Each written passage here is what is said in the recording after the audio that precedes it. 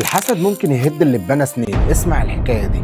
كان في واحد عنده سوبر ماركت في 2020 غال على الاخر، البضاعه ماليه الرفوف والناس داخله طالعه والرزق مفتوح له من واسع. طبعا سوبر ماركت معروف في المنطقه، الناس بيقولوا عليه في المنطقه بيبيع ولا ب 10000 جنيه في اليوم. بس للاسف في عيون بتبص وفي ناس مش بتحب تشوف الخير عند غيرها. وفي 2025 دي صوره المحل، لا زباين ولا بضاعه ولا نفس الروح. ربنا قال في القران: ومن شر حاسد اذا حسد. وقال كمان: يحسدون الناس على ما آتاهم الله من فضله. الحسد ممكن يهد اللي اتبنى في سنين. وخلي بالك، مش كل الناس بتقول ما شاء الله، وفي ناس بتشوف الخير في ايدين غيرها بتتمنى ان هي تزول. الرسالة من الفيديو دون: ما تبصش في رزق حد، كل واحد واخد رزقه من ربنا. الحساب عنده هو بس، وهو اللي عالم بكل انسان. اللي عنده نعمة يخبيها ويذكر الله عليها. وطبعا قل اعوذ برب الفلق. وخلي في بالك ان ربنا هو اللي بيرزقك ويقدر يفتح لك ابوابه، فيا ريت ما تبصش في رزق حد، وقول الحمد لله على اللي عندك. انا عمر عيد، سلام.